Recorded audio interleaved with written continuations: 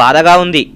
రోజూ చూస్తున్న మనుష్యులే అయినా, ఆ మనస్తత్వాలే అయినా ఎంతగా అలవాటు పడిపోయినా ఏదో ఒక క్షణం ఆ బాధను పంచుకొనక తప్పడం లేదు. తెల్ల కాగితానికి చిన్న నల్ల చుక్కను పెట్టి ఇదేమిటి అని అడిగిన చక్రం సినిమాలో సంఘటన నన్ను వెన్నాడుతూనే ఉంది. ఎందుకిలా మనం ఎదుటివారిలో తప్పునే ఎక్కువగా చూస్తున్నాం? కాస్తైనా మంచిని చూడలేకపోతున్నాం. మన మనసులు ఇంత సంకుచితంగా మిగిలిపోతున్నాయి. ఎందరిలో ఉన్నా మనకంటూ ఓ ప్రత్యేకత ఉండాలనుకుంటే ఎలా సరిపోతుంది?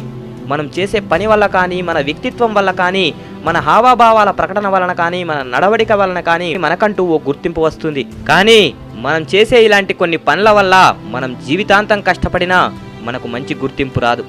దానికి కారణం మనం రోజు దినచర్యలో చేసే ఇలాంటి పనులే. చెప్తాను వినండి. దేవుని హుండీలో వేయాలనుకుని పర్సు నుండి తీసిన 50 రూపాయల నోటు పెద్దదిగా తోస్తుంది. అదే నోటు సూపర్ మార్కెట్లో చిన్నదిగా కనిపిస్తుంది.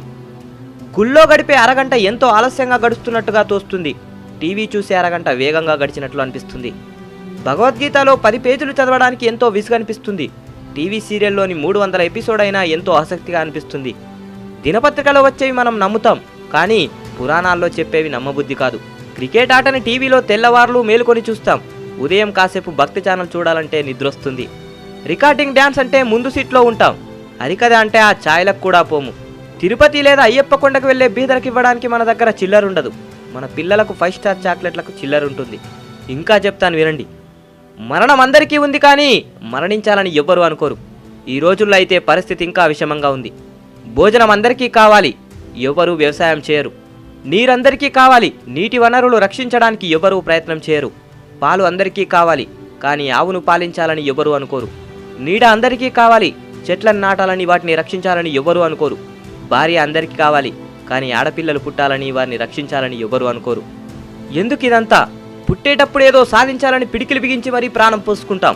పోయేటప్పుడు సాధించింది ఏమీ కూడా తీసుకుపోలేదని అరచేతిని ఆకాశానికి చూపించి ప్రాణాలు వదిలేస్తాం. జీవితంలో ఏది శాశ్వతం కాదు. ఎంత పెద్ద బంగ్లాలో ఉన్నా, ఎంత పెద్ద కారులో తిరిగినా, ఎన్ని పరుపులు ఎక్కినా ఇదే చివరి మెత్తటి పరుపు. బ్రతికున్న నాళ్ళు అందరినీ కలుపుకొని బ్రతుకు, అందరితో కలిసి నడువు, అందరినీ మెప్పిస్తూ బ్రతుకు.